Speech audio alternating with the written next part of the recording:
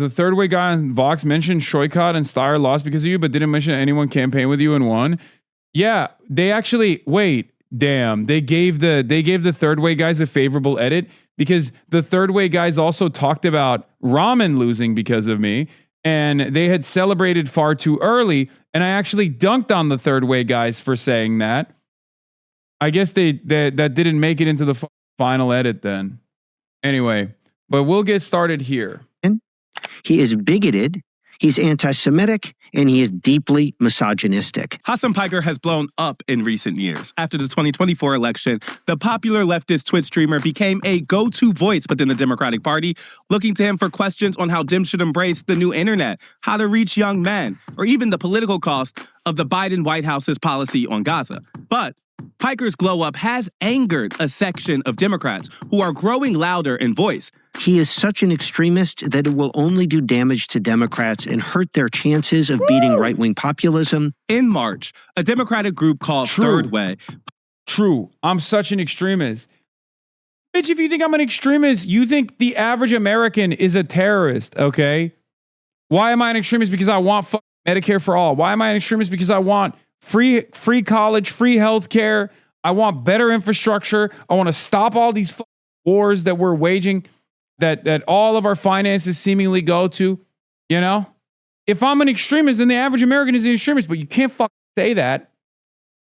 So you have to keep trying to do this stupid, idiotic disciplining thing, this disciplining method where you just try to cut the head of the snake. But meanwhile, while they're calling me an extremist, we got a hype train going. 4 minutes. You already know what the deal is. It's a hype train. Support the Piker Broadcasting Service. Support the People's Broadcasting Service. Almost said the wrong name for it.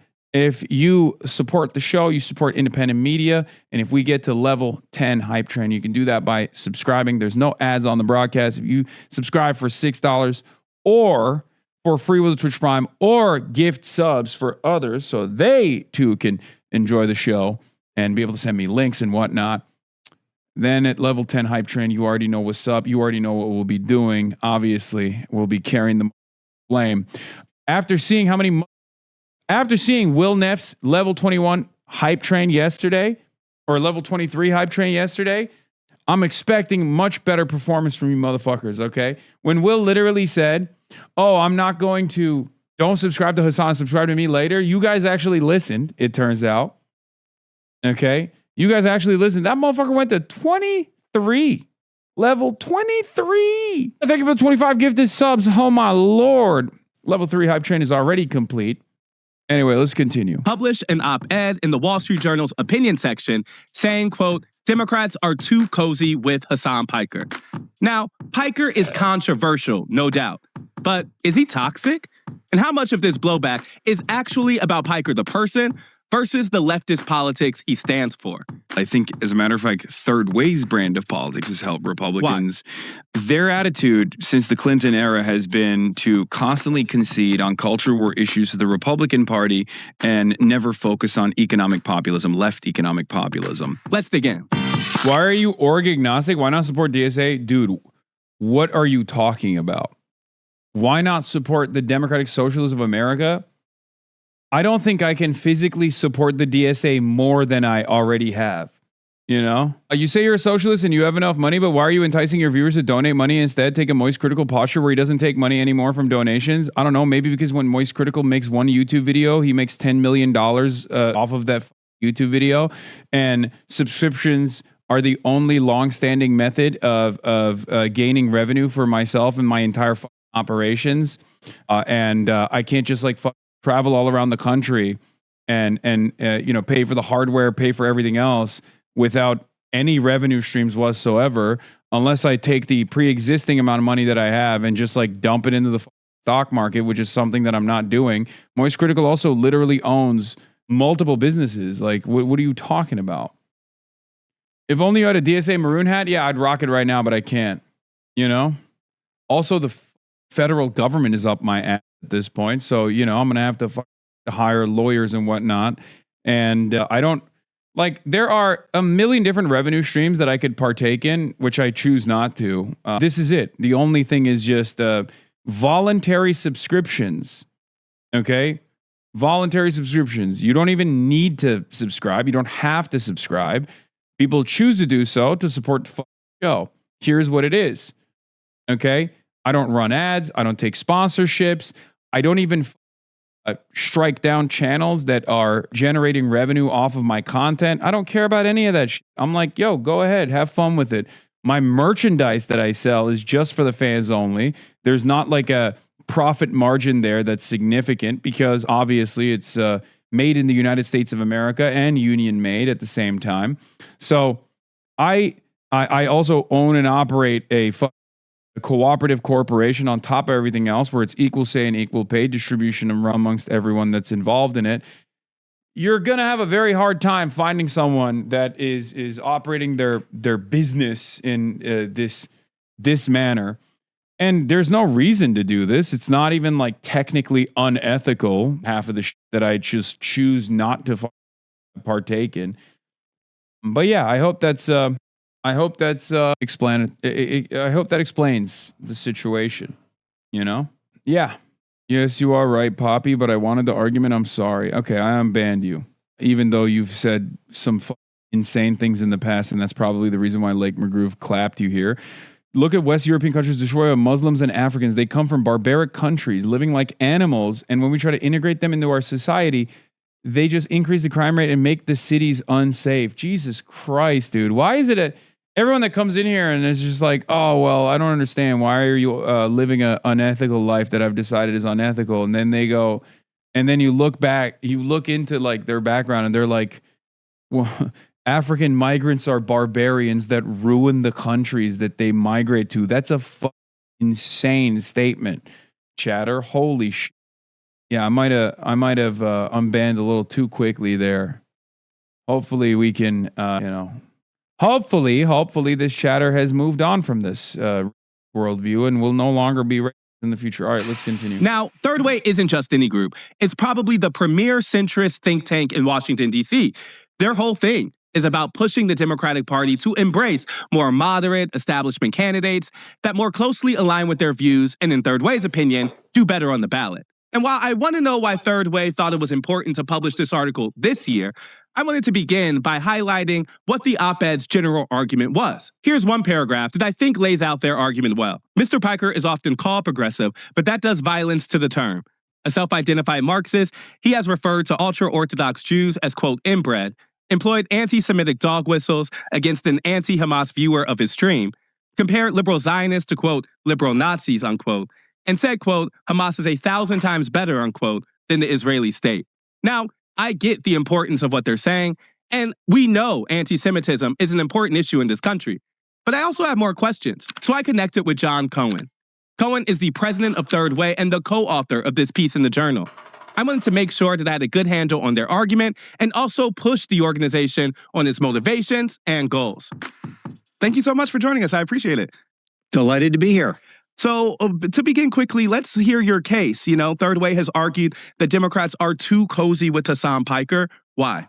Look, bottom line is it's a free country, and I believe in free speech. So Hasan Piker should be free to have his own show, to stream, to say and do whatever he wants. That's not the question. The question is, should Democrats be supporting him? Should Democrats campaign with him? Should Democrats seek his... I think there's something really funny about this guy who has it backwards, and I kind of like brought that up a little bit in the conversation, but it bears repeating, which is dog. When Democratic candidates have me on stage with them, that's not actually beneficial for me. Like, you have it on backwards. They're asking me to go on stage, not because they love me and they're like, oh my God, it would be so sick. Level 7 hype train complete. By the way, we're at level 8 hype train. Keep those subscriptions coming.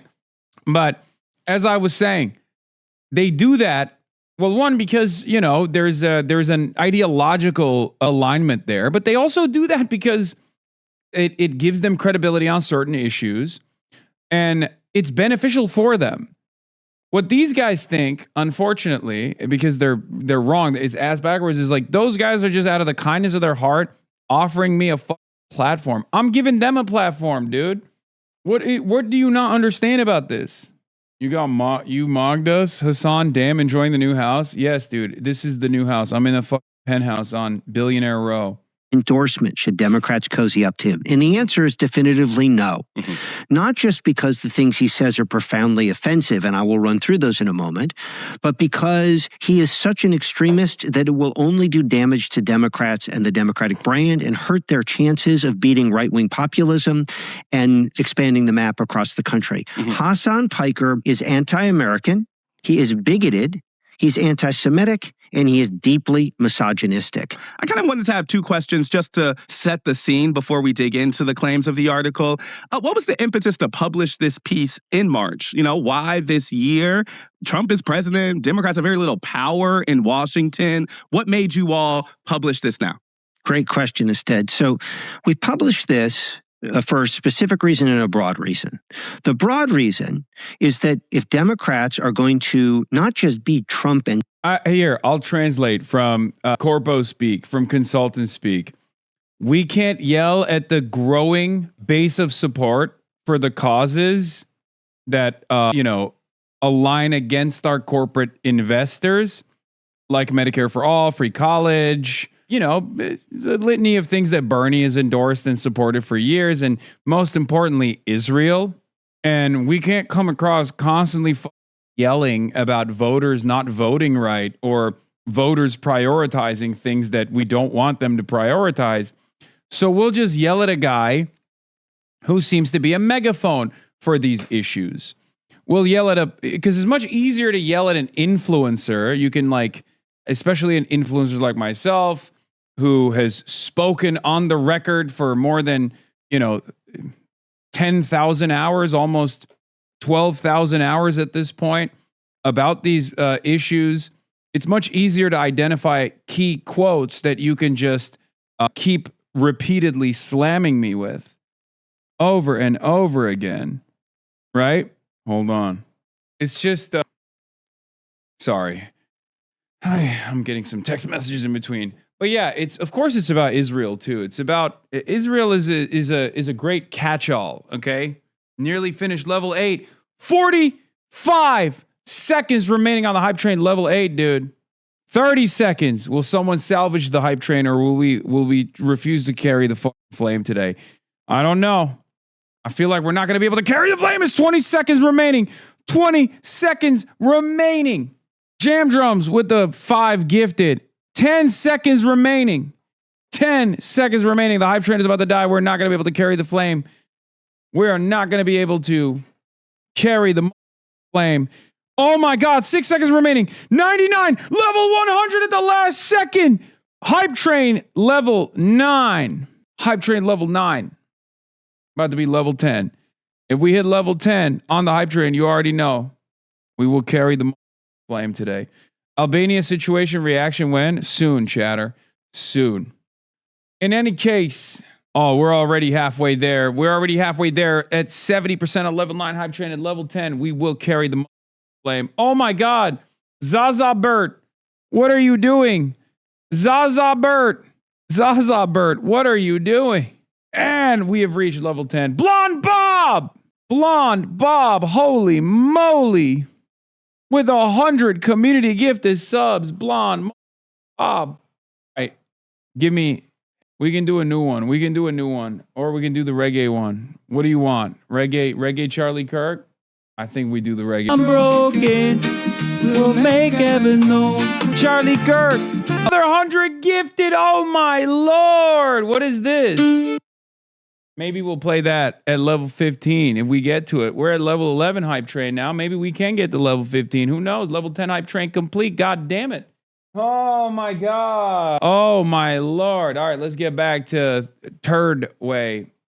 Shitting up a big fart. Trumpism, but MAGA long run, we need to be able to build majorities in lots of red and purple places. And right now, the Democratic Party is perceived as more extreme than mainstream in many places. So if the party aligns with folks who are this extreme and cozies up to them, it's going to make it much harder, not easier, for Democrats to not just flip the House and get the White House back, but beat Vance and MAGA and Rubio and the rest of them long run. The specific specific impetus was that the Pod Save folks, right, very prominent Democrats, had featured Hasan Piker at a conference where they are officially elevating him and aligning him with Democrats. That's what triggered this for us, and then a series of other things beyond that. Okay, let's jump into the article. You know, the article opens up by likening Hasan to far-right anti-Semites like Nick Fuentes and Candace Owens. Part of the piece reads, quote, left-wing anti-Semites are savvier than the endorsers on the right who marched in Charlottesville, Virginia, and sat for dinner with the president. This was the first sentence that kind of jumped out to me in the piece because it does seem like Savier's doing some work here. There are material differences between Piker and Fuentes, at least some. Piker has voted for Democrats, Harris in 2024, Biden in 2020. He has openly opposed Trump, while Fuentes has openly praised Hitler, dined with Trump, kind of as the piece reference. Does that make them categorically different or just packaged differently? How is that not a material difference, just savvy, as the piece says? Well, let me say a couple of things. First of all, Hasan Piker is dangerously close to Nick Fuentes in the level of bigotry and racism and misogyny that he espouses. I mean, it's just staggering. Let me just for your listeners, they really need to understand. This guy is out of his mind. And anyone who is even remotely familiar, Ested knows me, obviously. Ested has literally invited me to speak at University of Chicago at the Politics Institute. So it's like, I don't think this guy knows that, but it doesn't matter. And obviously, I don't think he's going to push back on any of this stuff. But it's totally ridiculous, preposterous to make this comparison. And no one with have a brain cell is going to agree with this. Who this guy is. This is what Hasan Piker said about Miley Cyrus. I want to say thank you to Miley Cyrus for showing off her camel toe at the VMAs the other night. I always knew Hannah Montana was a little slut. Don't even try. Dude, it's like you're posting this video that someone else unearthed for you from literally 2013. The video was so unbelievably cringe, attempt at satire, and I've addressed it 750 times. But it's so crazy because, like, I don't even look like this person. Not only do I obviously, not only does this obviously not represent who I am, but I don't even look like this person. It's a 240p clip that you pulled out of your ass to just be like, oh, you're a misogynist. Yeah, it's a sketch. And it was so lame that I didn't even think it was good enough to keep out there. It was a released failed attempt at satire that we deleted literally a month after it was out in the universe. But it's, again, something that I've not only addressed a million times over. Yeah, it had a satire warning as well. But it doesn't even fucking matter, right? It doesn't even matter because it's something that I've already addressed a million times over.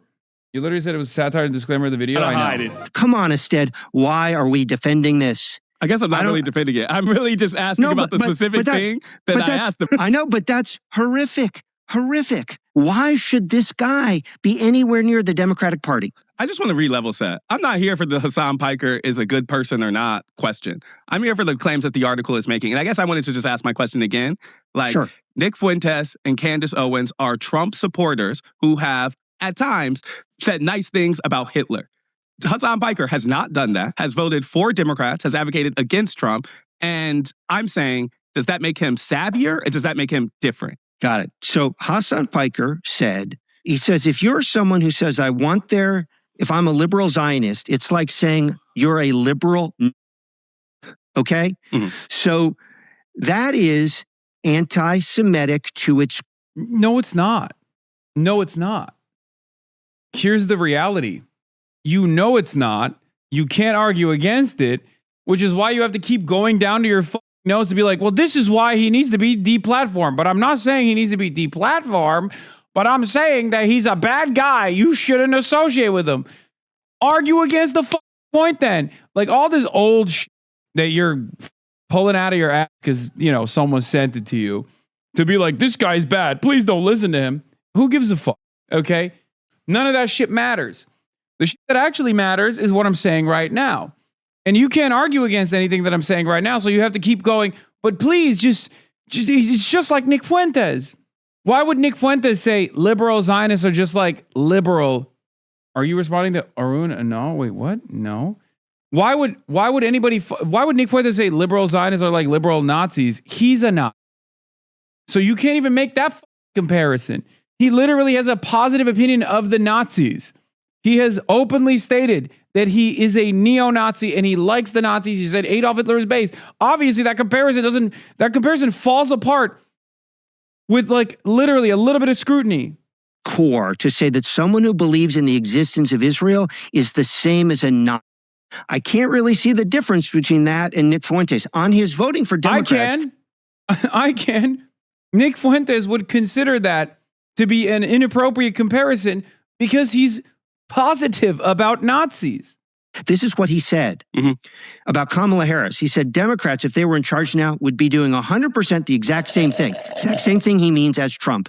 1-to-1. Make no fucking mistake. Anyone who tries to tell you Kamala Harris would be different. Yeah, again, on the issue of Israel, it's so unbelievably disingenuous that we have straight up adults that are supposed to be goddamn adults that are Democratic Party operatives that have worked within the Democratic Party for 3 decades, that are perhaps most responsible for its failures, still trying to be the banner carrier for this uniparty attitude when it comes to Israel. Also, even the clip chimps, unironically, are probably more appealing to the average normie.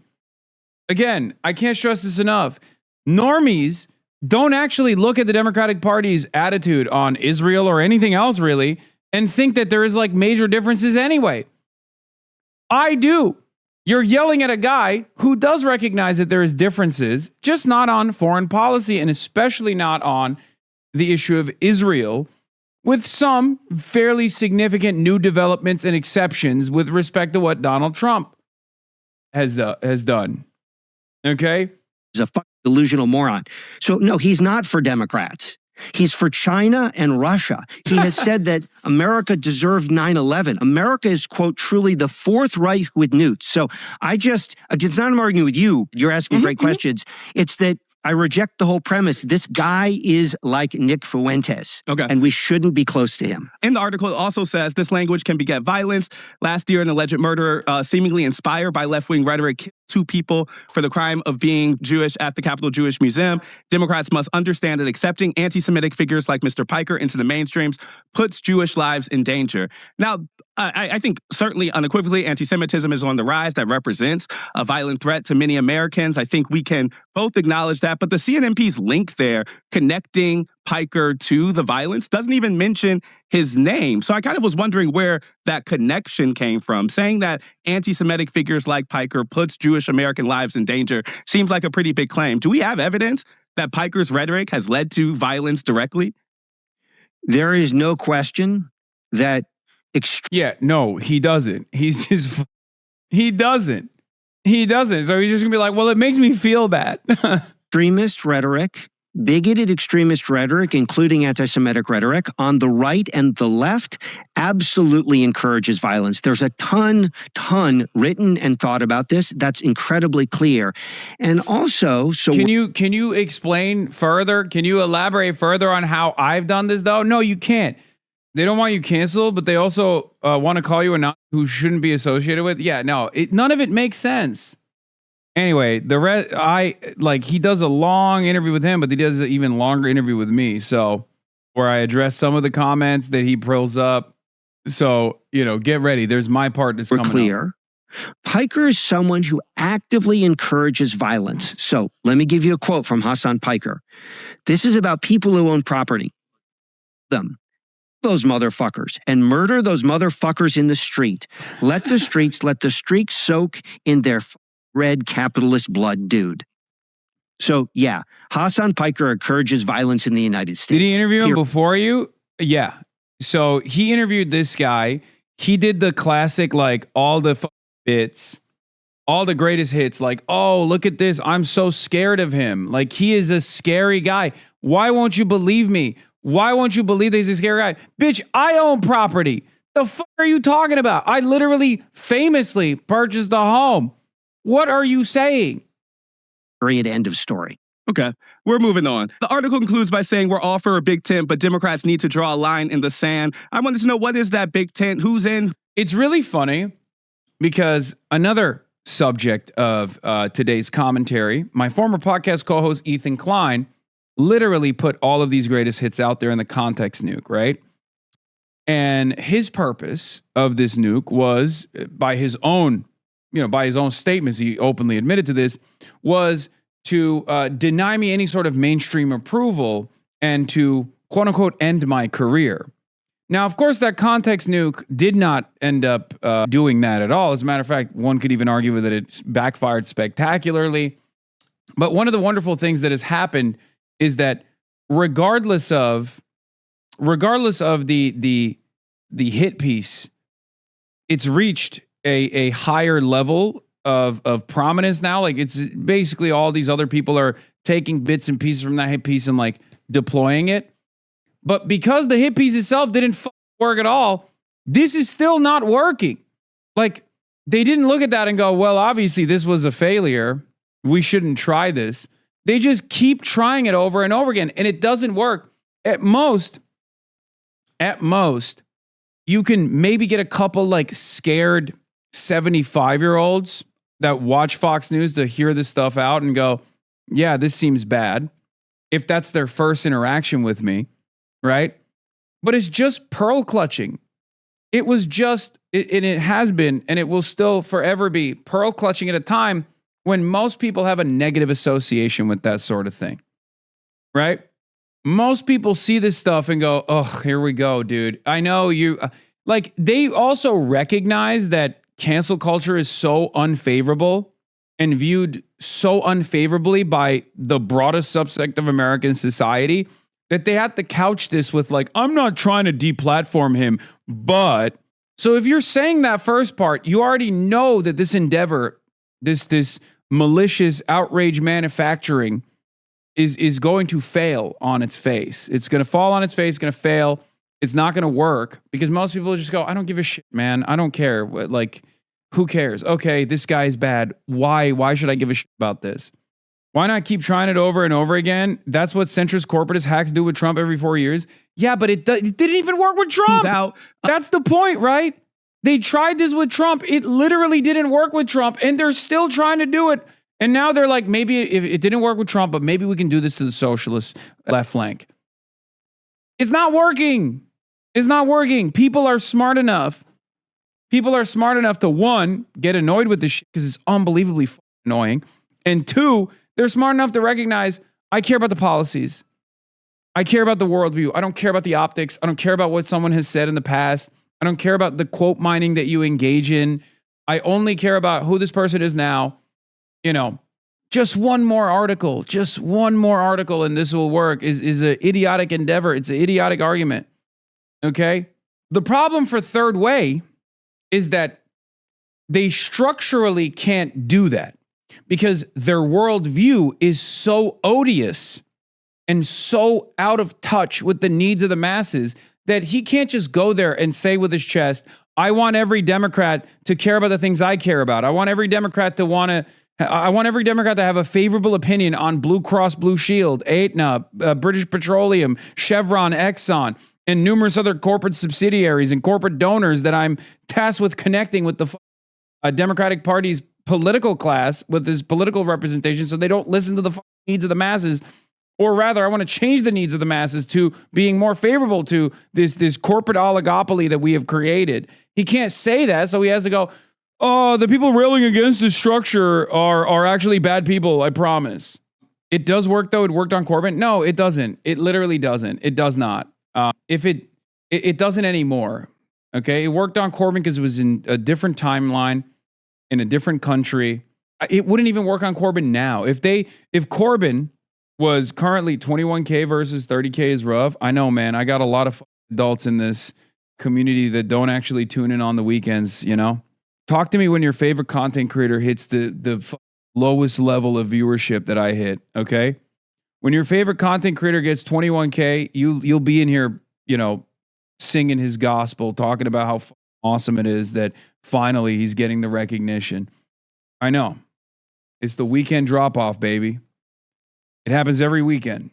And dickheads like you come in here every weekend and go, oh, dude, you've died. Your career is over. But thank you for watching. Anyway, as I was saying,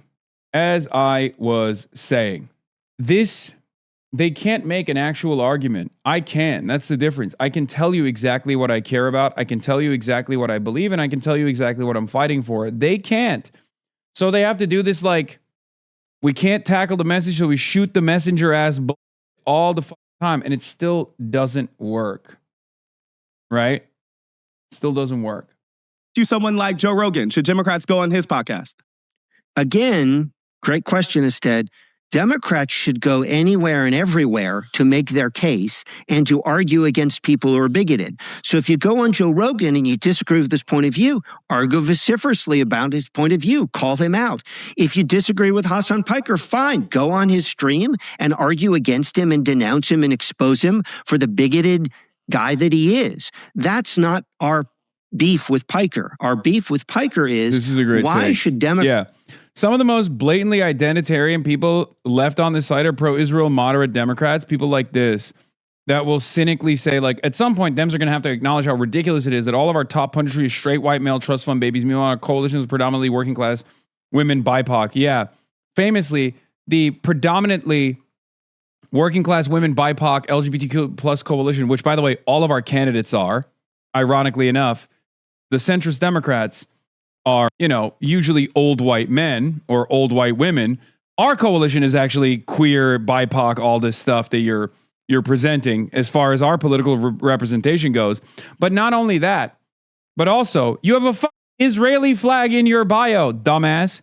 Do you think a predominantly working class, female-led BIPOC, LGBTQ plus coalition is pro-Israel overwhelmingly or anti-Israel overwhelmingly? These guys are still holding on to the 2016 era Bernie Bros mentality where it's like, come on, please, just one more time where we just cynically claim Bernie Bros so white, Bernie Bros so misogynistic, Bernie Bros so racist, and this time it'll work. They're chirping to an increasingly smaller audience, okay? That's it. Democrats cozy up to him. Why should Democrats platform him at places like the Pod Save conference? Why should Democrats campaign with him? Why should Democrats seek his endorsement? That puts Democrats both on the wrong side of morality, given all of the things I've just said about him, the wrong side of being pro-America, and it is very hurtful politically. The moderate Democratic base is heavily working class people of color. It doesn't really exist without that kind of diverse base. I wondered about where this priority comes from. If Third Way's point is that Democrats are struggling in places to win over more moderate voters, I guess I was wondering, how do you know that the moderates in question, kind of at the base of the party, share this priority? Do they care about Hasan Piker? They do not. Not even a little bit. Like, in a way that is like... In a way that's unforgiving, too. In a way that's very forgiving for me and unforgiving for Third Way's priorities. Because once again, the quote-unquote moderate base of support align with me almost entirely.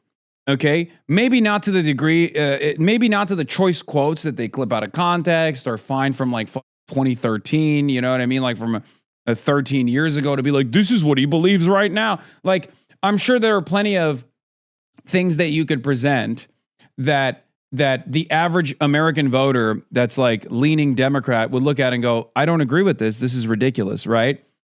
But broadly speaking, the issues that I care about, the issues that I fight for, whether it is to call into question America's allegiance to Israel, whether it's to demand free healthcare and free college education and a better infrastructure, to change our spending priorities, to improve the material conditions of the American working class, as opposed to what these dickheads advance and advocate for, which is the exact opposite of those things. Who do you think the average American, like, which message is going to resonate with the average American voter? Saying, F Israel, we should stop giving them money and spend that money on healthcare instead? Or saying, actually, Israel is our most reliable ally and we need to keep giving them money and we should allow them to also merge with our military, as a matter of fact. And you're a fucking idiot and a simpleton if you think that you deserve free healthcare. Who do you think? What do you think the average American is going to identify with as a political message? What I'm saying or what they're saying? This moderate voter mentality is gone. Okay? This moderate voter was never there. There was never a moment in American politics where there was a guy who was like, you know what? I want to vote for the Democrats over the Republicans, but I really don't like free healthcare. Like as a concept, I really, really hate free healthcare. I don't deserve it. I love being saddled with medical debt after a life-altering medical incident. I love that shit. As long as Aetna and Blue Cross Blue Shield are turning profits, as long as they are increasing the GDP year over year, I'm happy as an American civilian, American citizen, and American voter. Idiotic. What's shocking to me is that they've been able to maintain this nonsensical meta for as long as they were able to maintain it. And they were able to maintain it because the media was completely captive to the same exact corporate interests. So the media kept giving these guys the time of day and reinforcing this message that electability falls on the side of moderates. Electability falls on the side of incremental gains. Electability falls on the side of people who say, no, private healthcare is good, actually. No, Israel is good, actually. It's not real. And it's such a demonstrable failure that Kamala Harris represented those values, and she failed spectacularly. And she failed in such a spectacular manner that even the voters were like, oh, dude, you've been lying to us. Let's take African-American voters who want to win. We just held a major conference in South Carolina. Those folks want to win. They don't want a party that is deeply connected to and associated with hateful, bigoted extremists like Hasan Piker. That is, their priority is winning, beating back Trumpism and expanding the map. They know in their bones that to do that, you don't... Yeah, this argument falls by the wayside if you can't prove it. And you can't prove it because it's been disproven. Kamala Harris's defeat, alongside Hillary Clinton's defeat to Trumpism, disproved this for every single Democratic Party voter that wants to win races. Okay? It disproved it. Become a mirror image of the other party, the right wing that is extremist and bigoted. We don't need two extremist parties in this country. If Democrats are going to beat MAGA and expand the they map, have to become the House, MAGA light. They have to become MAGA light. Sure, it didn't work the last million times we tried it, but this time it'll be different. Senate and the White House, the only way to do that is to offer an alternative to the extremism of Trumpism, not to mirror it. I guess the Third Way's memo after the 2024 election about the working class disconnect in the party, which I think you may be referencing here, concluded that the party leans too hard into identity politics. The number one takeaway in that memo was that working class voters... Yeah, Cook is that instead. Yeah, leaning too hard into the identity politics. And now look where they're at. Leaning hard into the identity politics to yo about someone who represents the interests of the masses. Feel like Democrats prioritize niche identity-based groups. I guess I'm asking, how do you say that in 2025 and then have a campaign come 2026 that is frankly a priority about identity politics? It seems to me that just as you all argued that voters care about more kitchen table, tangible concerns, how do you follow up with that with a campaign about Hasan Piker? I'm not positive I'm following the premise of the question, but let me respond as best I can. So, first of all, we didn't say that voters and working class voters only care about kitchen table issues. We said they care a lot, but they also care that Democrats don't take what they perceive to be extremist positions. Yeah, no, the reason why you didn't understand the premise of the question is because it literally undermines the position that you had earlier. What you're doing right now, this practice of like, we should really dial in on a Twitch streamer as a representative of the growing left flank politics and the overwhelming appetite that the masses have for this left wing politics. We should cast it aside as extremists and literally hit the same identity politics lines, the cynical deployment of IDPOL that we previously said sucked dick. on culture issues. That's absolutely a thing we've said consistently across for years and years and years.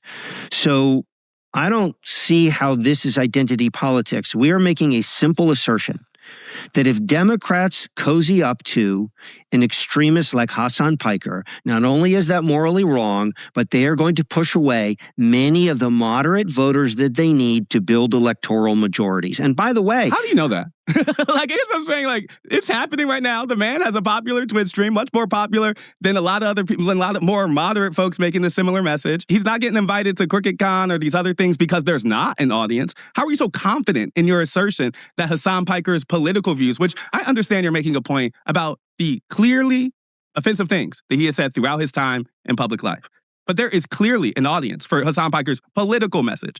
So I'm saying, how do you separate those two things? How do you deal with the reality that Democrats have changed on terms of like America's relationship to Israel? That things like Medicare for All are increasingly popular. Like things like Abolish ICE are growing in popularity. So I'm saying that is, I think, a more full representation of the stuff he talks about politically.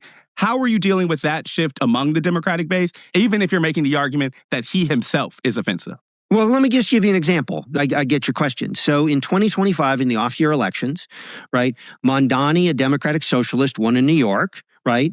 And Sherrill and Spanberger won in New Jersey and Virginia. They were both. This is why these guys would rather there be a Republican majority in the Senate than push for Graham Plattner to win.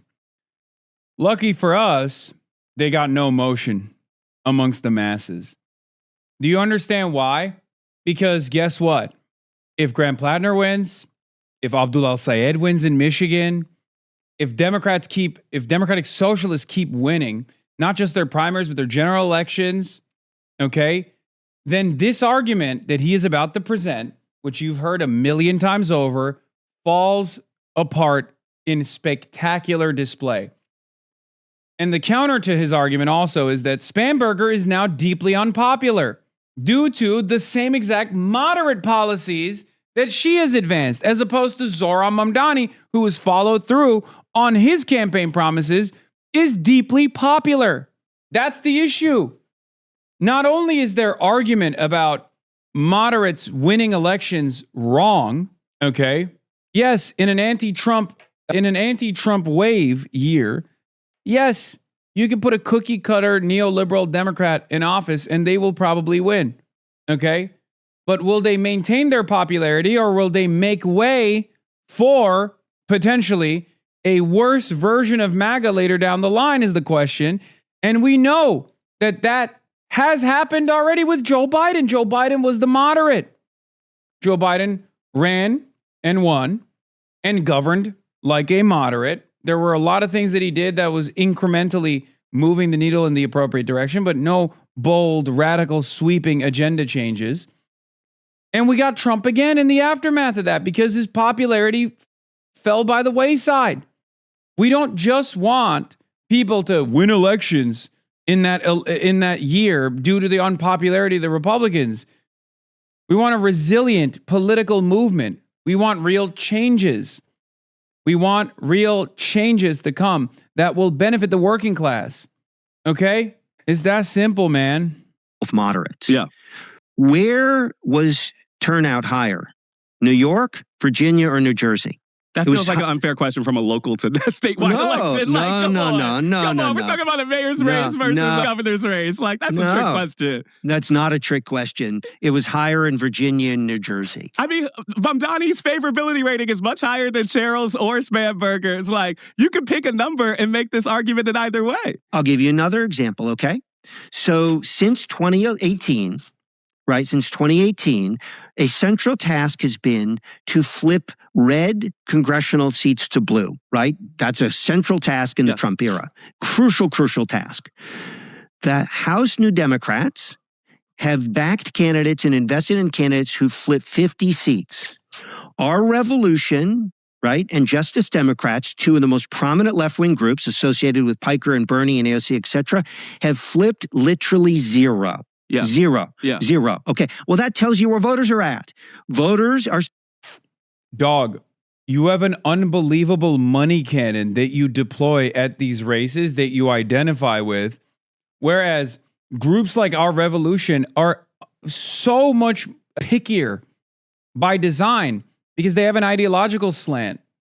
I don't know if what he is saying currently is correct either, but you're literally taking ownership over the entirety of the coffers of the DNC and then pairing that up against a random group that doesn't even have a fraction of the coffers of the DNC.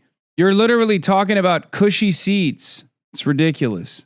Saying, I want the moderate candidate with the moderate vision. That's how they flip 50 seats. Is it true that there are deep left places in the United States where that you can make even more blue? Of course there are. I don't even know exactly what the argument he's what the data he's referencing here is, for the record.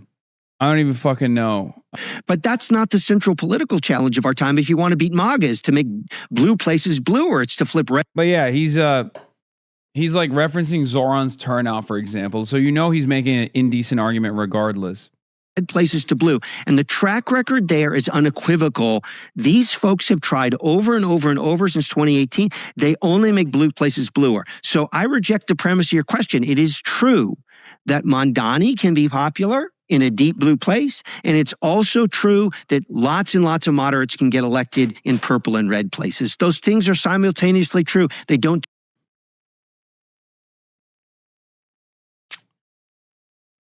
So here's the thing. As far as what he's saying, this is the last gasp of a dying movement. Neoliberalism is dying. People find this kind of politics to be repugnant. It's elitist, it's out of touch. It puts corporations and corporate interests first over the interests of the masses, right? And so he's basically presenting the last version of this argument, which is Zoran only works in New York. It doesn't work in purple districts. Okay, Maine and Michigan are very important races for that reason. That's why I keep saying it doesn't matter what Graham Plattner's background is. Okay? Doesn't matter what Graham Plattner's background is. Doesn't matter what the red flags are there. As far as like an argument against the way that these guys have represented the best possible electoralist method, Graham Plattner and Abdullah Syed are going to be the final nail in the coffin for this kind of pro-neoliberal, pro-corporate Democrat message from advancing. It's the last place that they can point to. Once that goes away, they're going to say, oh, why can't socialists win in Alabama? And guess what? We'll win there too one day. All right? But that's all this is. First, they say socialism doesn't win anywhere. Then when it starts winning in places like New York, they say, oh, it's just deep blue. That's why it's winning in New York. Once it starts winning in purple areas, they're going to say, why doesn't it win in deep red? Okay?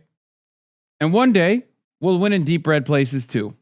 Disprove each other. Yeah, I agree with that. I mean, I think that particularly to your point about like the left coalitions not necessarily succeeding in red to blue places, I think that's unequivocally true. Their goal seems to be a little different. Their goal is to somewhat change the Democratic Party, and the way that, you know, MAGA and Trump, others had a specific goal of changing the Republican Party through primaries, through pushing candidates that believe a specific vision. It seems like we're talking about kind of two different things. But I mean, let's ask a question. If the existential threat politically of our time is MAGA and Trump, the job is to beat them, to win the White House, to flip the Senate, and to flip the House. That's the job.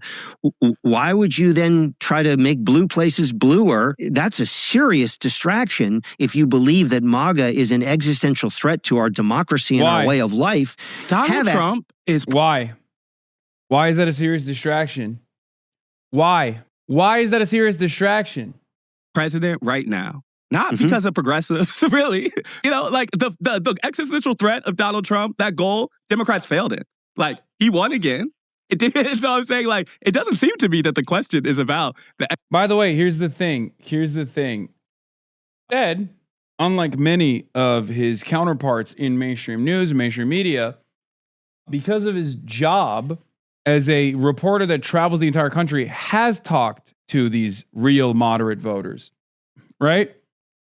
So he knows that the third way argument is a failure. He has seen the third way argument be broadly represented to the masses and fail. He has heard from people in red districts and purple districts, moderate voters, what this guy would perceive as moderate voters, and he's heard from them that the Democratic Party is seen as an absolute failure. It feels to me that really where the left and others are trying to do is say, in the rubble, that is this Donald Trump reality, how is the kind of Democratic Party moving forward? It actually seemed like you were kind of leaning in that question too, in terms of shaping the Democratic Party's future also. So I feel like this red to blue point is kind of a diversion from what you all are both doing, which is pushing the Democratic Party. I agree with you, but I don't think it's a diversion at all, meaning this, instead. If you're offering a vision for the future of the Democratic Party, right, that vision cannot just be your dreams of what you want to have happen. It has to be grounded in political reality, right? Your vision has to have concrete proof that you can over and over and over again expand this deep blue formula to places that are red and purple. Because if you can't do that, all you're saying is we can hold a small slice of the country and make it even bluer, but we have no formula to actually flip the rest of the country. That's a non-starter as a political vision. That's where it connects, which is It's just like, we know this is a failure, dude. You own the Democratic Party, and therefore you own its failures. We know it failed in 2016 and also in 2024. You wouldn't be... Here's the thing. If this vision, the constant pivot to the center, had a real base of support and was broadly popular, you wouldn't have to dignify instead with a conversation about a socialist Twitch streamer. It's that simple. Because guess what? We'd be living under Kamala Harris's first female presidency right now. If that vision was a success and it was objectively popular and it could defeat Trumpism, you wouldn't be going on Vox.com debates over how wrong someone like myself is. You wouldn't even know who the fuck I am, because your vision would have won. It would have proven without any doubt whatsoever to anyone who is knowledgeable on the issue, anyone with a crumb of interest in winning elections, that your style of politics had a real market, had a real audience, had a real legion of diehard supporters. And you wouldn't be wasting your time doing this shit. The reason why you're duking it out about a Twitch streamer and failing to deliver a convincing message to instead is because it's failed. The Democratic Party has failed over and over again. To have great ideas. I agree with you. Great debate about left-wing ideas.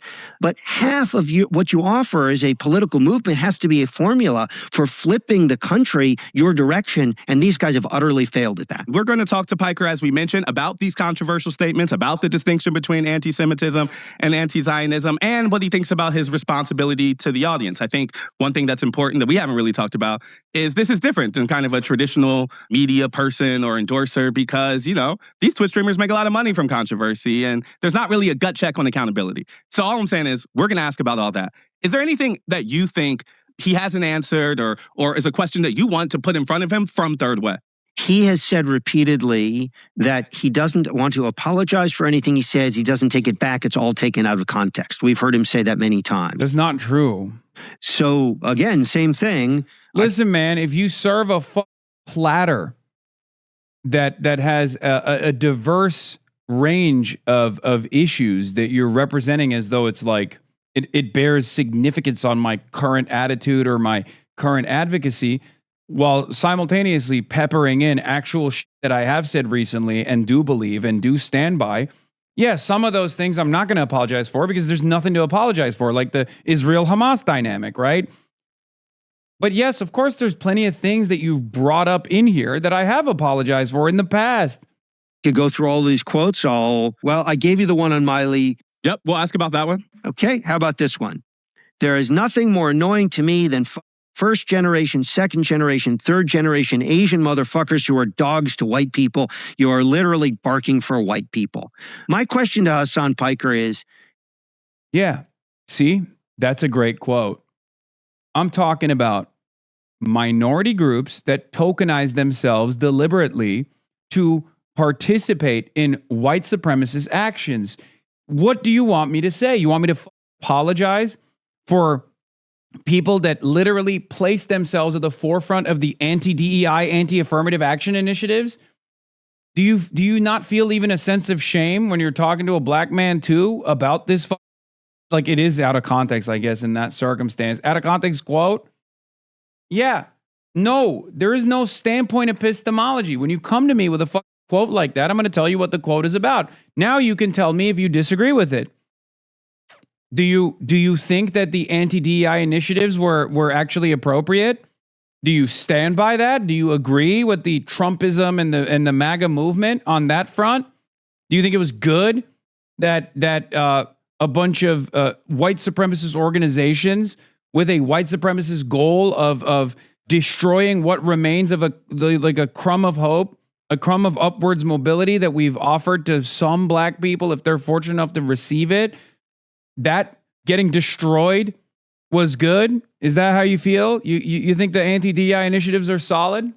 Yeah, I think it's ridiculous. I don't give a shit if it's a white supremacist organization that puts at the forefront of their message a bunch of students that have been harmed by affirmative action and anti-DEI initiatives that happen to be Asian. Yes, they're using standpoint epistemology to advance a white supremacist agenda. Okay? Is he ever going to apologize sincerely and profusely and go on an actual apology tour for the...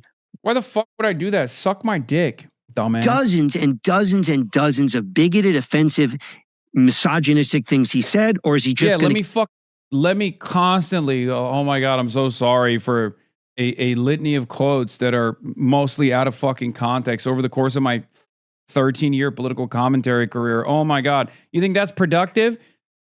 Talk about a fucking distraction. God, this is the mighty falling out of favor, okay? This guy worked for presidents, okay? This guy and this institution was at the center of power in the Democratic Party, and now he has reduced himself to debating Twitch streamers, dude. It's over. Your movement is dead. It's done. We are coming. It's that simple. You can keep crying and behaving like a baby over and over again. Be like, oh, it hurt my feelings. I heard some of his quotes and it was scary. But the real thing you fear is not necessarily the things that you heard about me that really frustrated you. The real thing you fear is that you're losing prominence. Okay? You're not even debating Twitch streamers. It's even worse. You're debating about Twitch streamers because you can't talk to me directly either. Because I've already said it. Like, I'll talk to anybody at Third Way. Anytime, any day. If they want to come on the broadcast and cry about my choice quotes, oh my God.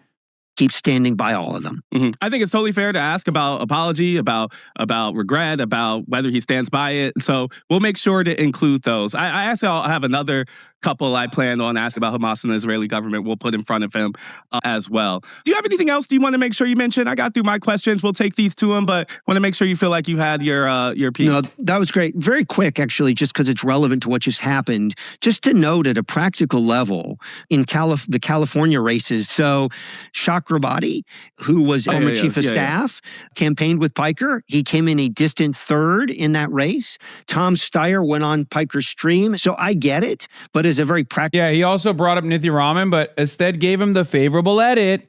Yeah, they took out the Nithya Raman part. I know, he brought up Raman too, but by the time they'd actually interviewed me, it turns out Nithya Raman had won over Spencer Pratt, and I talked about that extensively with Ested. So I'm a little sad that they edited that in his favor. Okay. Because I know he brought that up because Ested brought it up to me. And at that point, Nithya Raman had won. And I even brought up the fact that this guy was actively celebrating a Republican like Spencer Pratt winning, or what he thought at the time was a victory over Nithya Raman. And it showed his priorities. No matter if you're a Democrat who wants to win, much less one who has some kind of high moral standards against bigotry and racism and misogyny. Very unclear that as a practical matter, Piker gets you much of anything except driving away people who matter to building a big Democratic tent. I want to come back. Here's what we are asking of Democrats. Don't campaign with the guy. Don't platform him. Don't cozy up to him. It's so funny that it's just not going to work either. Especially because, like, think about this man's peak success. Like, his goal is to not have me sit on stage with any of these fucking candidates, right? And what's hilarious about it is that even if every single candidate going forward from this day on was like, I hate Hasan, that wouldn't change what I'm doing even a little bit. Okay? I don't like doing candidate interviews. I don't like it. I don't like doing candidate interviews at all. I don't like appearing alongside candidates. I mean, I caught the bug on the rally stuff a little bit. I think it's fun. But even then, I'm perfectly fine never doing another rally ever again. You want to know why? It's not great content. Nobody in my audience gives a shit about it. They don't even like it. They don't even watch it on the VODs. They don't like it when I'm doing it live. Okay? They don't. I don't do it because it's really good for me. I'm spending a shit ton of money out of pocket. Shouts out to the subscribers. Okay? It's bad content. If that was the reason why I was doing it, it's bad content. Doesn't do anything for me. I'm literally burning money anytime I do this. I'm away from home. I'm away from my dog. I'm away from my friends and family. It fucks up my schedule. I don't do it because it helps me. I do it because it helps the candidates, you fucking idiot. And guess what? The candidates know that, which is precisely the reason why since this goddamn article came out, there's plenty of parts that he won't acknowledge. Adam Hamawi won, obviously. He won't ever recognize that. And Abdul Sayed has surged into first place in the Democratic Party primaries in the Senate race in Michigan. Okay? That's the thing. Chris Rabb won as well against the Democratic Party machine. That's the beauty of it. He won't talk about the victories because he's trying to actively try to get everyone to stop talking to me. The reality is, since that article came out, not only were there tremendous victories, but beyond that, every Democrat around the country has literally reached out, including centrist Democrats, ironically enough. That's right. Centrist Democrats have reached out because they were like, oh my God, this guy clearly has a big audience and he's speaking for a cause that we need to hear from. He's speaking for causes that we need to actually gain more legitimacy and more prominence in.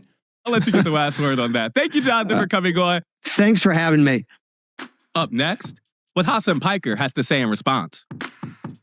Hasan Piker, thank you for joining America Actually. Thank you for having me. I wanted to talk to you because, as you know, we talked to the president of Third Way, the centrist Democratic group that has argued that Democrats are too cozy with you.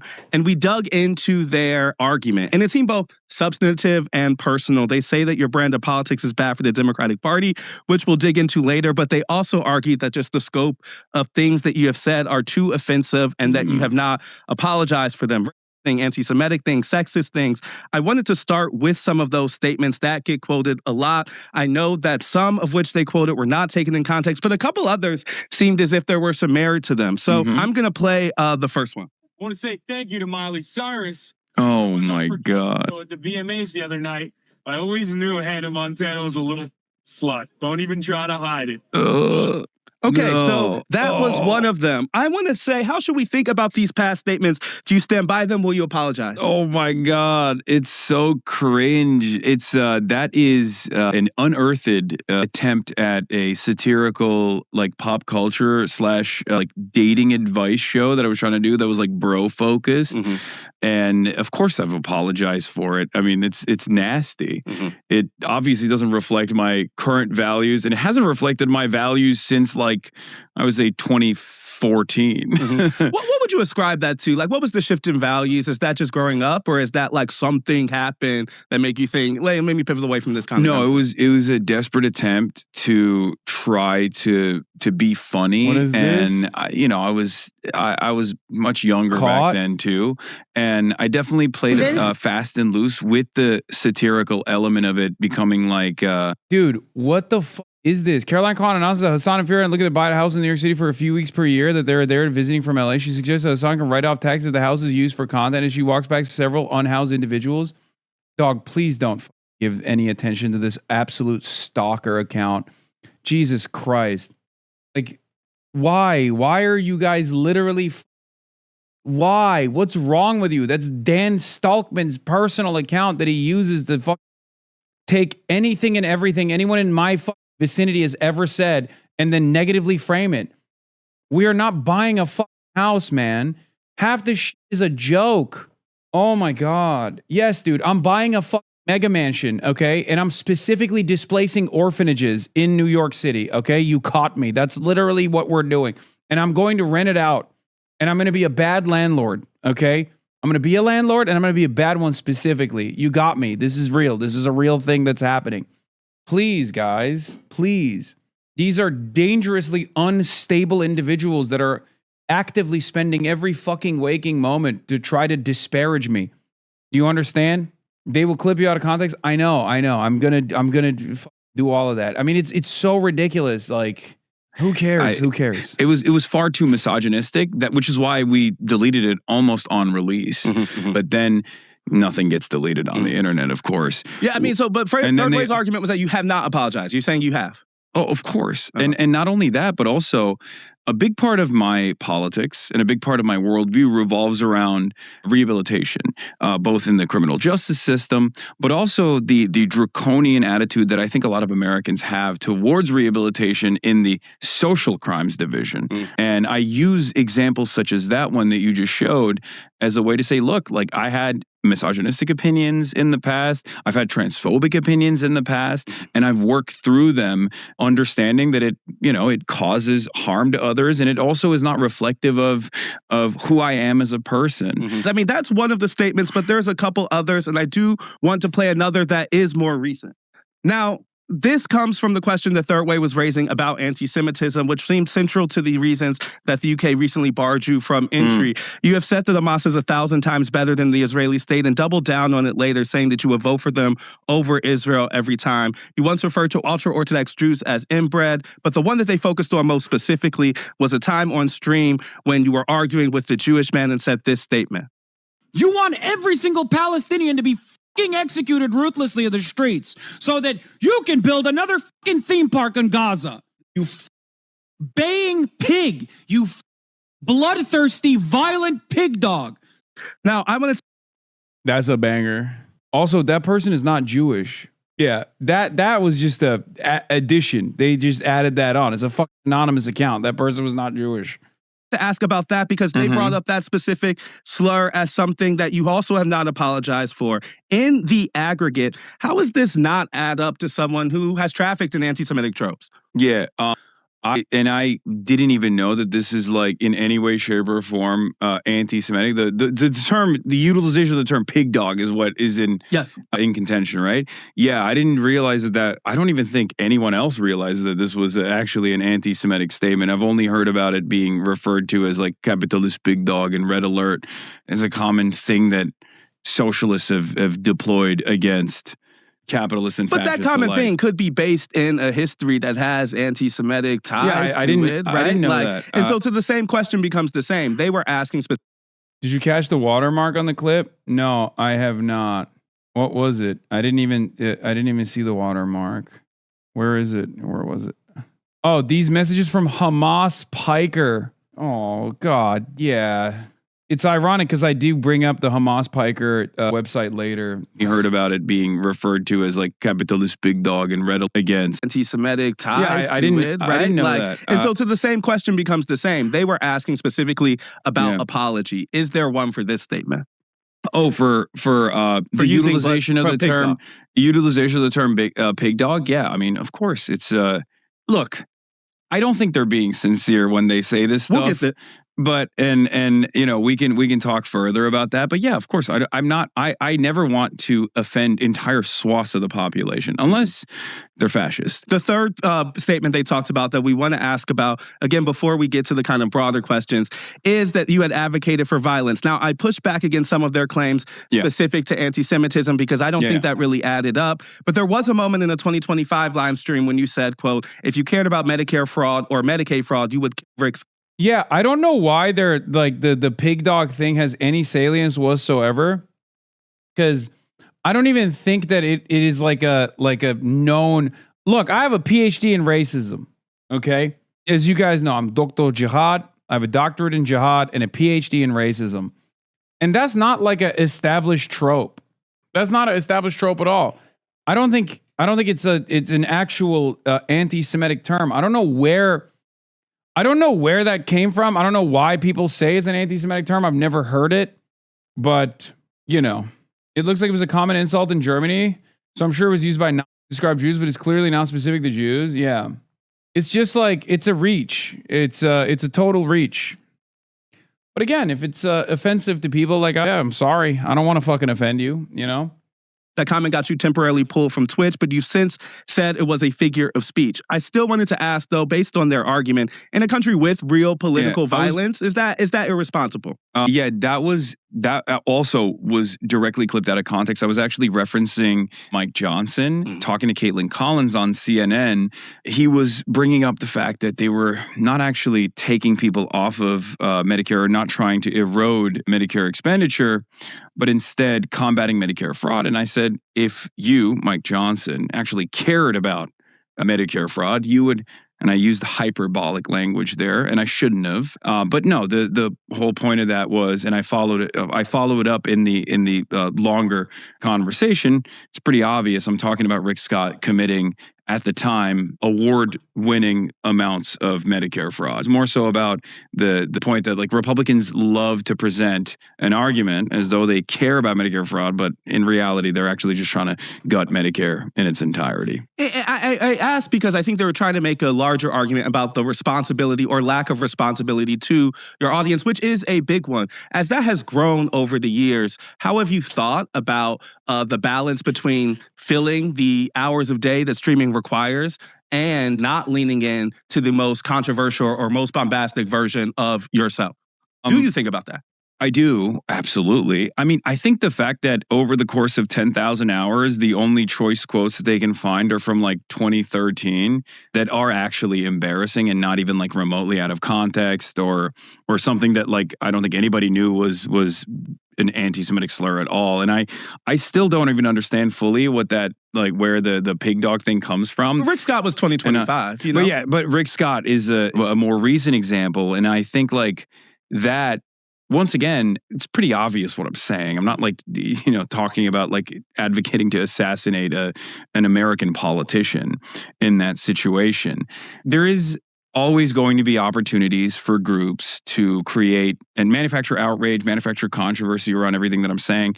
And the medium that I occupy makes it virtually impossible to be controversy ridden. Right. I mean, to be controversy free. Yeah, controversy free. Sorry. Now, I guess, though, if someone was hearing an introduction to you for the first time through Third Way article or even some of the arguments they made and to me, if we were to add up what that defense is it apology? Is it taken out of context? Or is it something where you're like, this is a while ago and I'm a different person now? It's all three. And on top of that, there are a lot of people who are just like waiting around to genuinely clip stuff in the moment to be like, ooh, I can clip this out of context and I can blast it into the orbit. I have a lot of people who despise my worldview. Have you changed how you go about those 8 hours as the focus on you has gotten bigger? Absolutely. But I think it was post October 7. It wasn't recent. Okay. Post October 7, I very quickly found out that there were numerous advocacy organizations and numerous groups on the internet that were volunteering to do this thing. They set up a website called HasanAbi's, I think on October 14th, 2023. It's incredible. Like October 7 happens, is horrifying. The world is in crisis. Israel very quickly goes into Gaza, starts murdering Palestinians by the hundreds, by the thousands. And there were people on the internet whose first goal in that moment was to set up a website to log every single thing that I have said about Israel from October 8th and onward. And that's when I realized like I have to be unbelievably careful, which is precisely the reason why since October 8th, 2023, I've talked for thousands of hours on this issue. And there's like 3 things that they can point to. And one of them is me referring to, you know, ultra far right ethno-nationalists and fascists as inbred, which is something that I deploy against all matter of racists and white nationalists in general, because that revolves around purity politics, like genetic purity politics at the end of the day. And I think that's a normal pejorative to deploy against, you know, neo-Nazis and far-right settlers as well. I guess I do want to clarify one big point, though. I do think that like the double down you made on Pod Save America, specific to saying you would vote for Hamas over Israel, is to some people enough of an offense to ignore the rest of, I think, the context you are trying to lay out. When you say Hamas is 1,000 times better, do you actually mean that? Or is that a rhetorical move or like a solidarity signal? Like what? I mean, it's all of the above. I do mean it. I think it's a rhetorical move because it frustrates a lot of people. I've also said I'm a harm reduction voter. I'm a lesser evil voter, and therefore I would vote for Hamas over Israel every single time. I want to give you another opportunity. An opportunity. I've already tripled down on it. Yeah, I'm like, you're about to triple down on it. Quadruple down. Because I tripled down on it. I tripled down on it on LBC. And I think like the quadrupling and tripling down on it is like also part of the process. Like I'm aware that this is something that most people have never encountered. This is not a statement that they would ever hear in polite society. And that's kind of the purpose of it. It's intentionally provocative. It is intentionally provocative, but I don't think it's inappropriate. I mean, if the point of the statement is to underscore the violent atrocities that the Israeli government has committed, particularly over the last 3 years, I think that people understand that. But that's doesn't that flatten? I mean, I think the argument is that it flattens the atrocities Hamas has committed on some of the same people. I think that that flattening actually does a disservice to the Palestinian resistance fronts in its entirety because there is no flattening. When I say Israel's 1,000 times worse, I mean it because the reality of the matter is in the Western world, once any non-state actor is... Yeah, I'm saying like there's no parity. That actually is a disservice to the Palestinians if we flatten it. I'm not flattening it. I'm saying one side is worse, okay? And this is unfortunately, while true, 100% true and indisputable, it's never actually mentioned in mainstream outlets. And as a matter of fact, the conversation revolves around the inappropriate nature of the person saying it. I think it's ridiculous. I'm not trying to flatten it. I'm saying one side is worse. Israel is worse. I'm not saying there's parity between the two parties. One side is the oppressed. The other side is the oppressor. The oppressor is worse than the oppressed. The excesses of the oppressed still cannot make up for the unbelievable super violence, the unbelievable ultra violence that the oppressor is engaged in. As a matter of fact, the excesses of the violence that the oppressed and the dispossessed engage in comes as a direct consequence of the unbelievable ultra violence of the oppressor. It is Israel's actions that have led the Palestinians to evolve in their militancy. Designated as a terrorist organization, there is a good deal of racialized animosity demonstrated towards these sorts of groups as well. And I think that it's important for people to understand that these are normal human beings at the end of the day that have suffered tremendous loss over the course of... I guess people maybe not care about the discrimination Hamas faces. Like... No, but it's very important to understand that because it's not Hamas. Hamas is not an alien entity. These are Palestinians, right? And of course it's important to understand how they arrived at militant resistance, why they're doing it, and how their methods have also evolved, and how such heinous acts of violence even take place. A lot of people want to assume, sorry to cut you off, but a lot of people want to just believe that Hamas did this because they're violent, barbaric anti-Semites. I don't think that's the case. Actually, I know that that's not the case. This is like, are there anti-Semitic people? I'm about to say there's certainly. I'm like, we're not about to say that Hamas is a movement with some anti-Semitism baked into. Of course. Now, of course, there's anti-Semitic people within the Palestinian resistance. There's anti-Semitic people in America. There's anti-Semitic people everywhere. But the anger or the goals of Hamas is to make the occupation as costly as possible while also simultaneously trying to negotiate with Israel at a time when Palestinians had been completely written off from the conversation and that it was all but over, that the ethnic cleansing was an inevitability. I guess I just want to say, like, and I do want to move on from this, but I also think it's important to underscore that I don't think people who are maybe more good faith upset by this would not be upset by the statement of we need to understand the conditions that have led Hamas to resistance. Mm-hmm. But that seems distinct from saying I would vote for them, right? Like, Yeah. And that also seems like, at minimum, it underscores why there is a website set up, or why there is something that tries to link you to a group that you're linking yourself to in terms of at least trying to understand that perspective. So I guess I'm saying, like, I don't think the kind of argument you're making here saying we should learn the structural conditions that have led to this moment Yeah, that's is the exactly academic. the same That's as the- folks being upset at I will vote for Hamas over that's the Israeli government. that I am at the end of the day someone who is engaging in, and this is a Marxist term that a lot of people get mad at because they don't understand that propaganda is supposed to be a neutral term in its inception, but this is agitative propaganda.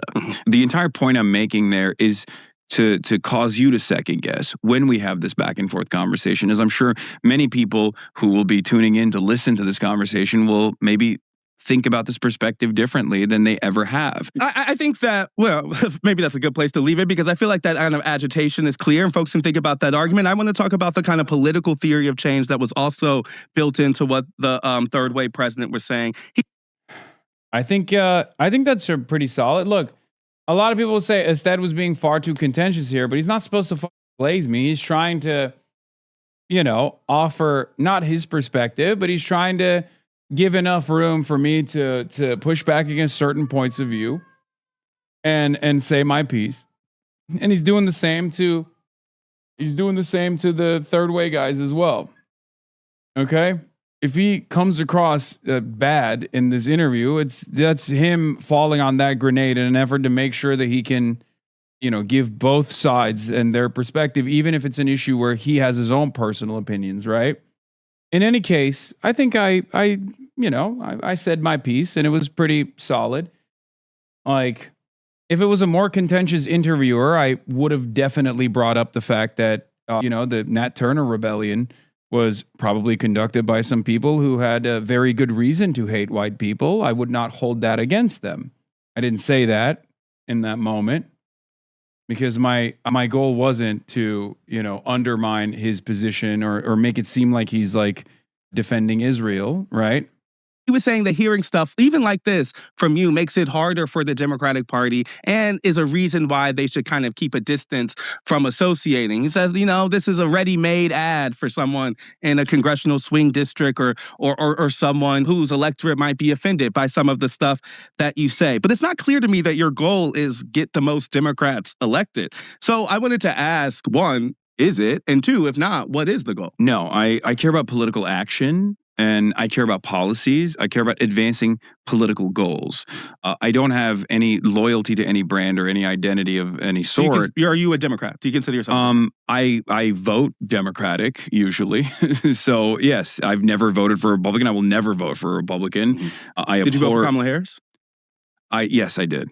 But I did not endorse Kamala Harris. Famously, I remember that part. Yeah, and the only reason for my refusal to openly endorse was because of the red line that I think was a pretty understandable red line, which was a continuation of the genocide in Gaza. I understand the harm reduction arguments. I've made the harm reduction arguments, but it's not a practical approach to winning elections. And that's something that I've always referenced over and over again. And demonstrably, it's been a failure with Hillary Clinton and Kamala Harris. And it's certainly growingly true among the electorate. I know folks I met on the road, and we talked about this even back in 2024, 25, about that sense of emergency lever being pulled was one that Democrats felt increasingly that they were getting sick of kind of getting pushed into a vote blue no matter who without those questions of red lines. But, a lot of your energy is spent focused on the Democratic Party from the left, moderate, moderates, donor class, abundance crowd, in a midterm where the House is on the line, where Donald Trump is, I think even in your own words,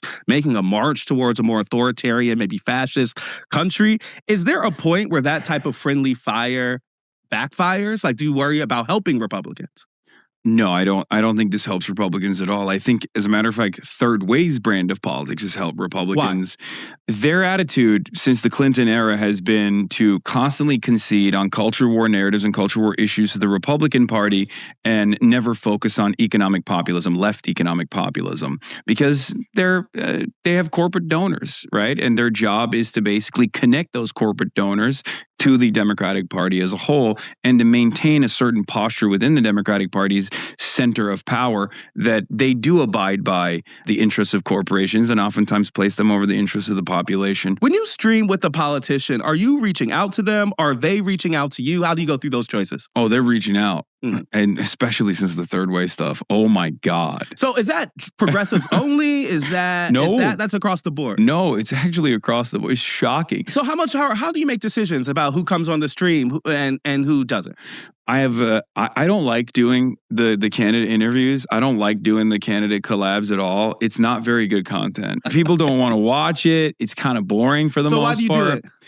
I do it because if there are candidates worth showing my audience, and if I want to fundraise for them, if I believe that they're decent, if I believe that they're good, then I'm willing to lend not just a platform but support to them. That seems like it's changed a little bit, or at least you're doing more of that. Like, was there like a conscious decision over the last year or so to say, hey, like, I'm going to become a more active force in lifting up these midterms candidates. I'm going to use this stream as a fundraising tool for some of these people. It doesn't seem like that's where you always were. It's not. Okay. I wasn't there at all, as a matter of fact. I mean, I've always like collaborated with politicians that I like, AOC and Bernie Sanders and stuff, but never this hands-on. And I think the reason for that is I didn't change necessarily, but the environment did. Americans are far more... You should do one centrist rally if there's no progressive in play. It will help you tremendously. No, it won't. Your argument would be better if you didn't quote Marx there. I'd be good if you became a bit more concise. Buddy, I need you to understand something. I'm not trying to win you over, okay? Like, I'm not trying to win centrists over, or rather the centrist consultant class over. Centrist voters, on the other hand, who don't behave like centrist consultants are fine by me. Centrist voters who are not so centrist, they already do get won over. They get won over when we put numbers on the board. They get won over when they see that the centrist politicians are not winning races. I'd like you a lot more if you were a centrist is not something that I'm invested in. Okay? No, you have that dog in you. You already won me over, not talking about me. No. You need to rid yourself of that brain poison. You're doing that thing that I despise amongst the electorate. There are people that for decades have been conditioned into thinking that they have to not vote for their favorite candidate, but they have to vote for who the television man is telling them is electable. Okay? Those who seek out candidates that they think others will enjoy, others will like. You are doing that very same thing. Erase that part of your brain. Okay? You have the dirtiest case of pundit brain, consultant mindset. And I say dirtiest because you're not even a consultant. You're not even getting paid to advance this agenda. You've just been duped into believing that centrism is something that actually wins people over. Okay? I don't want to win over the third way people because the third way people are irrelevant. Wake up! Wake up! The inner liberal in your mind right now. Dead. It's over. It's gone. It's done. You're doing it. Stop thinking about what other people might enjoy, what other people are looking for. Why the would I ever want to win over the third way neoliberal camp? They do not have a real constituency. No, they're voters, not the fuckers. There is no real constituency for it. Hello, wake the fuck up. Point to one guy that doesn't work in Washington, D.C. that still sincerely, when asked if they would want free healthcare or paywalled healthcare, says, oh, I want paywalled healthcare. That's not a real person. No one in the United States of America is going, I really, really want to vote for the continuation of the current paywalled, privatized healthcare structure that only seems to exist in the United States of America. That's not a real voter. That's not a real voter in the same exact way that there is no real constituency for people who are former never Trump Republicans, former Republicans that have spent their whole lives being Republicans, who now find the Republican Party to be disgusting. There are that constituency only exists on TV. Okay? That constituency does not exist in the real world. To my kind of politics, to our worldview on the left, and they're just simply not getting that representation. Do you think that's driven by the shift in sentiment around Israel post-October 7th, or are we Yes. talking about larger economic populism? Both. Okay. I think that was a seismic shift that gave a lot of confidence to the left, that as long as they stood by their positions and they were steadfast in their advocacy, that people would actually see the truth. And that's precisely what happened with Israel. And that's why there was such a seismic shift. And it certainly gave a lot of confidence, I think, to many left figures to not only run, but also it gave them confidence to be more bold about American militarism, because that's not something that you usually hear. Certainly. And that's always been my perspective. I'm an anti-imperialist. I believe American imperialism is a force for not good things around the world, and it's just not good for the average American either. And they kind of understand that. We're staring at the failures of the global war on terror. $8 trillion, 12,000, 14,000 American service members, 22 veterans themselves every single day. But you're right, we don't really see that kind of anti-war, anti-imperialism worldview among the elected class more than I do hear it increasingly as a unifier among a base. Yes, absolutely. And I think... Do you see part of your project as bridging that? Yes. Okay. Yes, 100%. Part of the reason you blew up, particularly post-2024 election, at least in more mainstream Democratic world, is that it was helpful for the party to try to understand the new media ecosystem and kind of how to reach young men, which became a topic a lot of folks were coming to you for. I wanted to just summarize, in your opinion, what's the chief reason that liberals have failed to really take off in places like Twitch or in streaming culture more broadly? I think that there is a lot of moneyed interest that early on adopted independent media, and the same funders that were funding the Republican Party were also offering millions of dollars to, like, the Daily Wire, for example, which was initially funded by the Wilkes brothers, right? They're, oil barons from Texas that are also major Republican Party donors as well. There's also always been a conservative media ecosystem that is constantly cross-pollinating with, like, professional media outlets, legacy publishers and the like, in a way that no such connection exists between independent left content creators and, liberal media broadly. Got it. But the reality is, Republicans get to portray themselves as authentic. On the internet, authenticity is everything. And Republicans present themselves as authentic by being... That's it. Yeah, tell it like it is. Yeah, they tell it like it is. Exactly. And Trump did that too. Yeah. To much success. Like kind of performatively offensive. Yes, being performatively offensive. Exactly. You can't really do that on the internet as a liberal. You're always going to come across as a little inauthentic. You're going to come across as like you're lecturing people. And that is a tough nut to crack on the independent media side.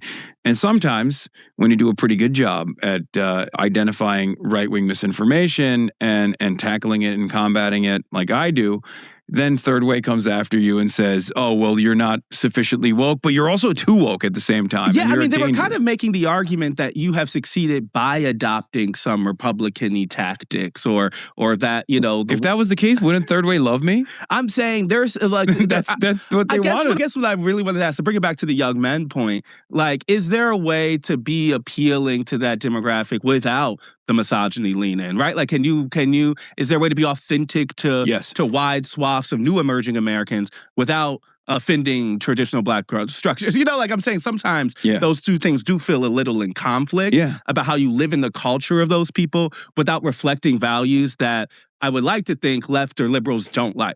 Yeah. No, I'm unapologetically anti-right-wing, anti-reactionary. I will always argue against white supremacy. And I make that very clear in my commentary. Yeah, I've heard that. And now they're saying I'm actually too reactionary, which I find to be very strange because these groups are also the same people that are saying we should be a little bit more right-wing on culture issues. Yeah. No, that's a fair thing to point out. It doesn't make any sense. It's just completely inconsistent. It is. The two critiques are kind of in conflict. I guess I want to end with a couple of more quick ones. What's your message to the slice of Democrats, third way included, that have sought to marginalize you in the last few months? Oh, it's awesome. Your boos mean nothing when I've seen what makes you cheer. And guess what? The people also feel the exact same way. It was awesome. I knew from the start, people would come up to me and they'd be like, dude, they're on your ass right now. Are you okay? Like, how are you feeling? I was like, first of all, it was a lot lonelier on October 8th, 2023, when I was saying the exact same things that I'm saying right now. Okay? It doesn't feel so lonely anymore. And number two, if they want to position themselves on the 10% side of a 90-10 issue, that's going to be great for me. That's going to be great for the candidates that I'm actually promoting. Yeah, it really does keep coming back to me that you're kind of making the argument that Third Way's memo seeks to make, which is that, like, you know, their focus on the wrong side. Answer the misogyny question here. What do you mean? What's the misogyny question? That I've said misogynistic things in like 2013 in a satirical bit that I've apologized for that we deleted instantly after it was released? The fuck do you want me to do? Apologize for it every damn day of the week? And I already did answer it. Yeah. I'm sorry. I'm so sorry. I'm sorry. I will forever be sorry. I'm so sorry. 13 years ago, I made a satirical an attempt at satire that fell flat, that I recognized fell flat in 2013. I'm so sorry. I'm so sorry. I will forever be sorry. I think some of the people, this is a liberal holdover, right? It's like it doesn't reflect who I am as a person now. It's not my current values. Okay? But the reality of the matter is that the demands of self-flagellation are so they're so reminiscent of woke 1.0. You want performative self-flagellation. Okay? Well, not you in particular, but these guys do, but they don't even want performative self-flagellation. They actually just want me to go away. Or, better yet, they want me to just adopt their framing. Because if you think these guys would bring up, if you think that these guys would be like, I'm so offended by what you said in 2013, like if I was a pro-Israel, pro-8, now pro-Blue Cross Blue Shield, pro-Chevron content creator, you're out of your mind. Okay? You're out of your dang mind. They'd be loving my ass. They'd be like, oh my God, you're the best guy. You're the best there is. You're the best around. Of a cultural uniting issue, which is, you know, most people do think that Israel's committed a genocide. Most people do think because that atrocities. Yeah, and so I'm saying, like, you're saying, like, so they're positioning themselves on the wrong side of that thing is worse impact for Democrats than what. Honestly, you'll never be enough. You'll never be sorry enough for that cringe clip. At least I know you have to live with it existing. I mean, yeah, it is what it is. You know, it sucks, but who gives a shit? No, like I apologize for it back then, but I'm not gonna apologize for it every day. You know what I mean? I'm sorry that you saw it for the first time ever. If you think it's like reflective of my current values, then you're an idiot. You know. That wasn't even the question. The question was, can the left capture these racist, misogynistic people without being misogynistic? And you said yes. Yes. And I do. I do every day. It's that simple. You're saying. Yes. There is no constituency in this country for someone who says, I want more moderate solutions to the healthcare problem that me and my family is currently experiencing. And I also simultaneously want a Democrat that's going to be like kind of racist, but not so racist that I feel voting for them. That's not a real person. The real person in the real world is probably like, yeah, trans people are kind of weird, but I don't really understand why we're talking about them so much. I've never met one. Who cares? But also, I want free healthcare. Also, I really don't like Israel. Why are we giving them so much money? Why are they killing so many people? That's the average person. The average person is far closer to my worldview, as demonstrated by this whole, third wave fiasco, than their worldview. They have no real representation, and their only job is to connect moneyed interests with politicians. Mm-hmm. And because politicians have, for the longest time, been more predisposed with winning their seats again and winning re-elections again, and that requires a tremendous amount of fundraising, they listen to guys like Third Way. But that's also the reason why they don't do what must be done when it comes to these, key issues where Americans are suffering, which is precisely why I always say changing the Democratic Party isn't a silly vanity project. Changing the Democratic Party to make sure that we have some real fighters, to make sure that they're going to fight for the American people rather than constantly tell them that better things are not possible, will actually create long-standing change in this country that will be good for the American working class, and it will certainly be the most effective way to combat fascism. I appreciate your time. Thank you for joining us. Thank you for having me. Okay, so some quick takeaways. One, I don't think Third Way is accurately representing Hasan's position. He's not trying to get the most Democrats elected. He's trying to get specific Democrats elected, ones who share his economic populism and his anti-war sentiment. At the same time, I can totally understand why Third Way is upset, and I think he does too. He apologized for past sexist comments, but made no such apology for calling people inbred, claimed ignorance about the term pig dog, and quadrupled down on his argument that Hamas deserves our understanding. But Hasan is trying to provoke, even in his own words, which leads me to my third point. Because in old times, establishment Democrats like Third Way would get to choose what was acceptable in political discourse and what wasn't. But it's not that time anymore. And the fact that Third Way finds Piker's views to be objectionable hasn't canceled him. In fact, it's the reason he's blown up. I mean, yeah. Claiming ignorance is kind of bullshit. Yeah, I don't agree with that framing. I'm not like being evasive about the pig dog thing. Here's the thing, okay?